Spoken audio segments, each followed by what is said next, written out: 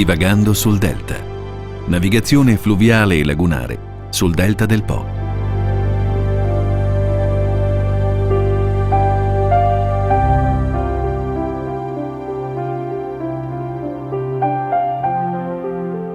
Giochi di luce e di ombre sull'acqua e sulla terraferma.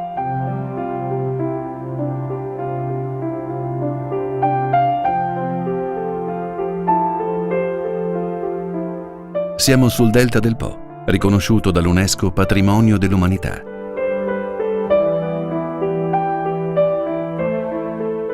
Un insieme di ecosistemi naturali con una straordinaria varietà di scenari. Un mondo unico da esplorare navigando sull'acqua.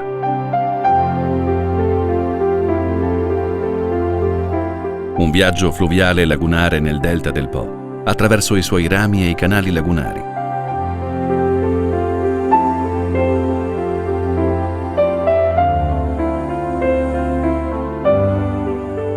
Navighiamo tra le vie d'acqua in diversi momenti della giornata per cogliere la mutabilità delle stagioni,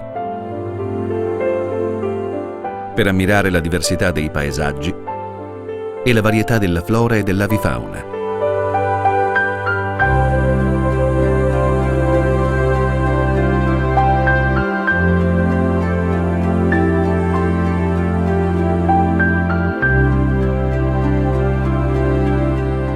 Per scoprire il patrimonio culturale di questa terra ricca di storie, calpestata da Etruschi, Romani e Veneziani della Serenissima.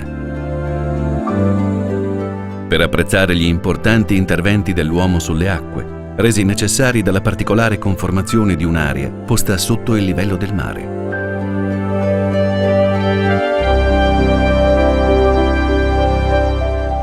Sarà bello partecipare alle feste paesane ed essere coinvolti nel folklore locale. L'acqua è il filo conduttore che ci accompagna attraverso 6 itinerari, dall'entroterra fino al mare, divagando sul delta. Il viaggio ha inizio. Primo itinerario. Dal Po di Venezia, lungo il Canal Bianco, Po di Levante, alle lagune di Caleri e della Vallone.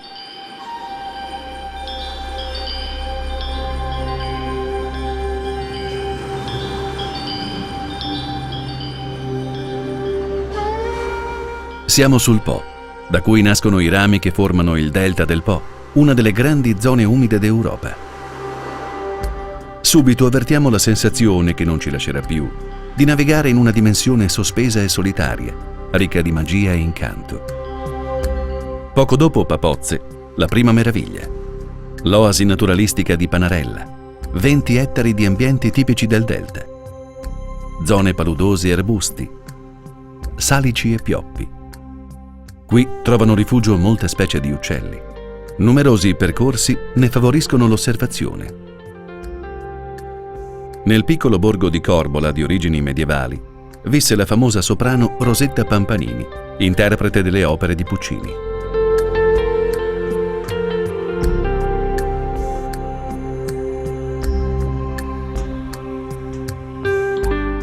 Proseguiamo tra Golene e Anse Tranquille per arrivare a Bottrighe, patria di Umberto Maddalena, eroe della Prima Guerra Mondiale.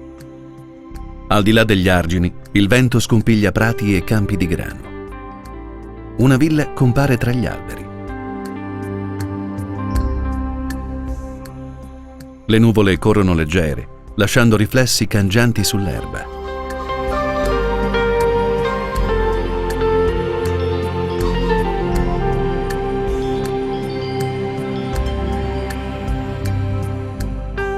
In questo tratto del Po di Venezia fanno da contorno Mazzorno sinistro e Mazzorno destro. L'attracco ci permette di scendere, di passeggiare lungo le sponde e di godere di un silenzio assoluto. Kazen è una bella villa del Settecento dove soggiornò Lord Byron, con un grande parco e una chiesetta.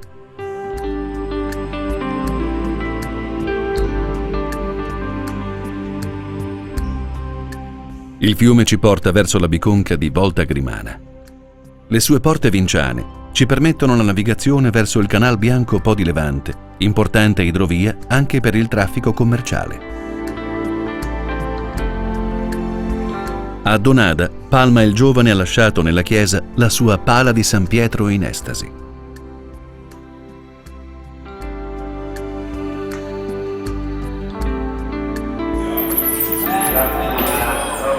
Al mercato ittico assistiamo alla vivace asta al ribasso, dove ristoratori e commercianti si contendono il pesce appena pescato.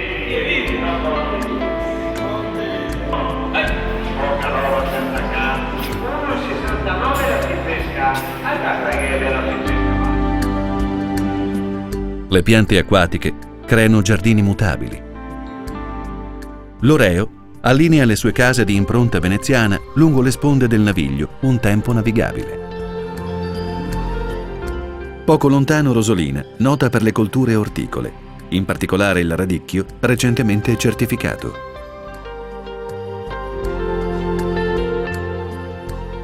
Superiamo il ponte sulla Romea, la principale arteria che collega Venezia a Ravenna. C'è un intenso traffico mercantile sull'idrovia Fissero-Tartaro-Canalbianco-Po di Levante che unisce Mantova al mare con un percorso di 135 km. Nell'acqua si riflettono i grandi traghetti costruiti dai cantieri navali visentini. Sulle sponde incontriamo pescatori in tranquilla attività. Il Museo della Corte di Ca' Cappello, complesso rurale del 1600.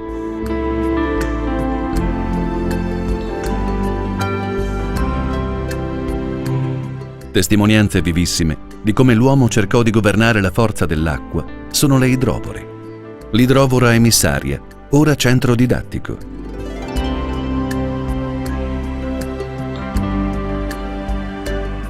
L'idrovora Sadocca, tuttora a servizio della bonifica, con l'ex magazzino, oggi centro convegni, e la foresteria aperta al turismo tematico. Il percorso ciclabile lungo il canale Sadocca ci porta all'idrovora Chiavichetta e infine all'idrovora Ca' Giustinian. All'interno le pompe idrovore, perfettamente restaurate.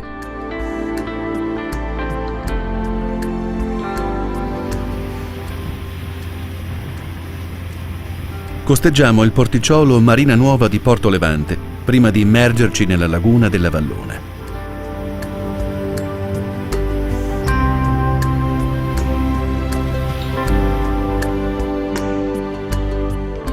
Una colonia di fenicotteri rosa dimora qui da tempo. I loro lunghi e sottili colli facilitano la cattura del cibo.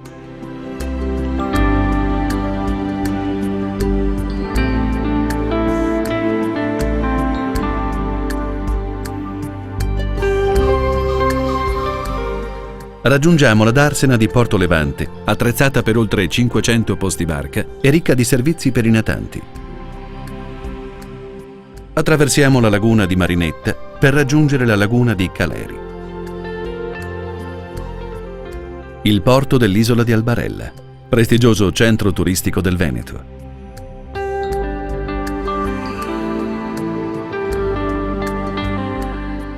Sull'isola la bicicletta è il mezzo più usato. Reti da pesca, barche e pescatori vitalizzano la laguna e confermano la fervida attività di molluschicoltura, che vede nelle lagune di Caleri e Marinetta una produzione di oltre 4.000 tonnellate all'anno di vongole veraci. Rosolina Mare è la sua spiaggia di soffice sabbia, circondata da una pineta secolare.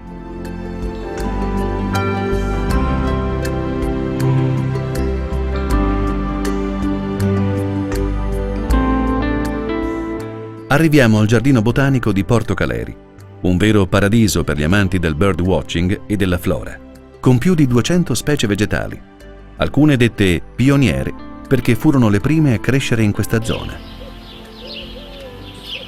C'è profumo di macchia mediterranea e c'è silenzio, rotto appena dal ciarlare degli uccelli.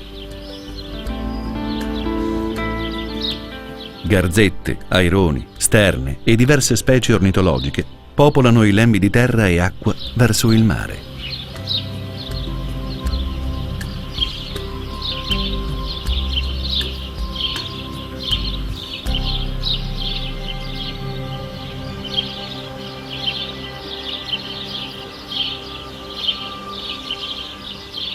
seguiamo i percorsi pedonali verso la laguna. La luce rossa del tramonto si specchia sull'acqua, lasciandoci un senso di armonia.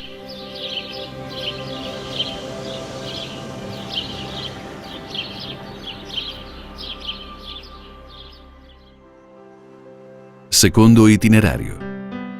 Dal Po di Venezia lungo il Po di Maistra, alle lagune della Vallona e di Barba Marco.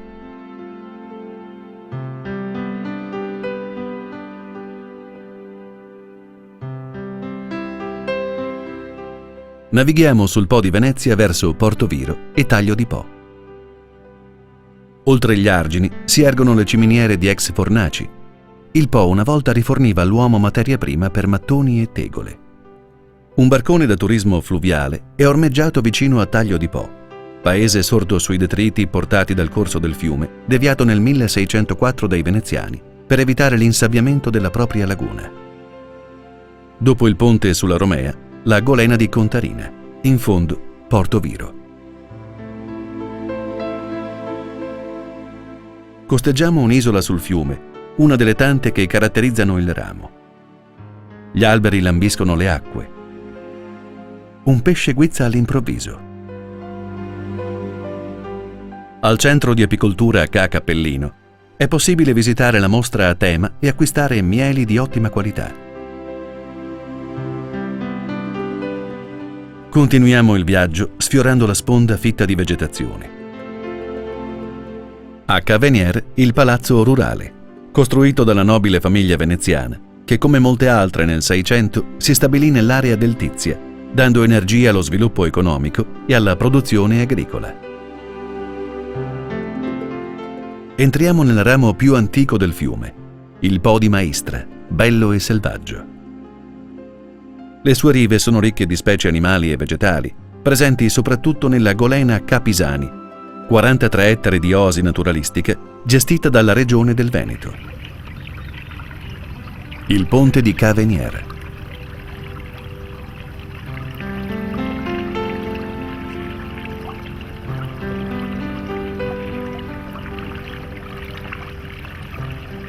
È rilassante navigare in questo tratto di fiume dove si sente la brezza tra gli alberi.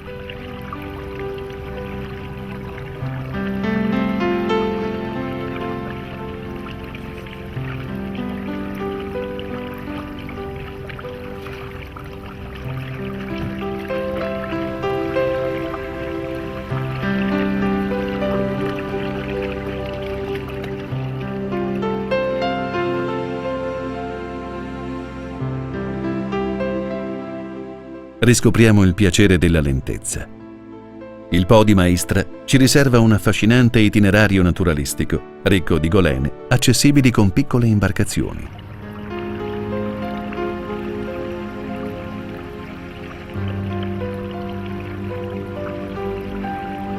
La golena del Lago di Ferro ospita la più grande garzaia del delta, dove vivono e nidificano garzette, aironi bianchi e rossi, falchi di palude.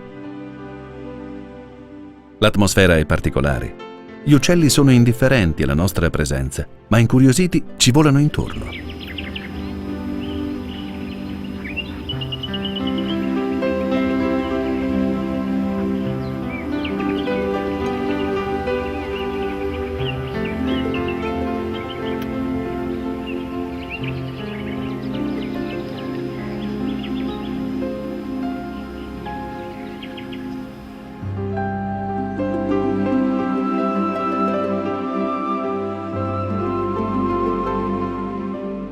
L'aria si fa più salata, l'orizzonte più ampio, l'atmosfera più chiara. Stiamo arrivando alla foce. Il ponte di barche a bocca sette. Le palafitte dei pescatori. Le case di campagna. Raccontano dei continui compromessi tra terra e acqua. Raccontano la storia di un'area bonificata nel 1800 e della riforma agraria del 1951, che diede terra e case ai braccianti del delta.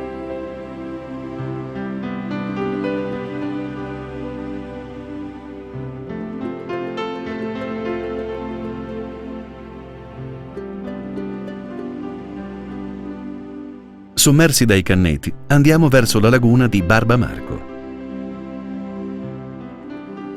Alla spiaggia di Boccasette si accede da un ponte pedonale. La spiaggia ha ricevuto le bandiere blu e il riconoscimento delle 5 vele da Lega Ambiente.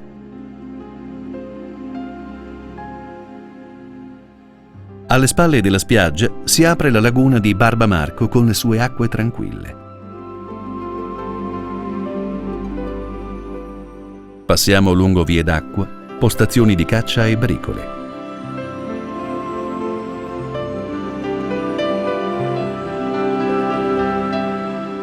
Gabbiani e aironi salutano il sole che tramonta.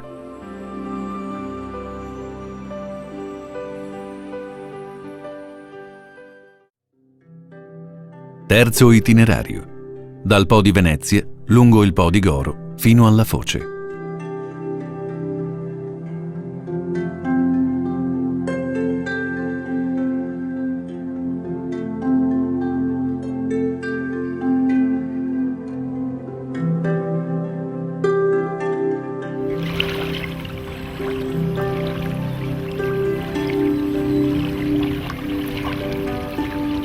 Dove il Po di Venezia si biforca creando il Po di Goro, inizia l'isola di Ariano, tra le aree più importanti del delta per la storia e la natura.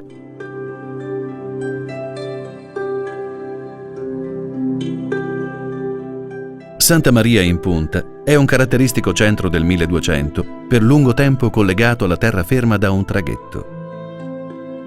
Un'ampia golena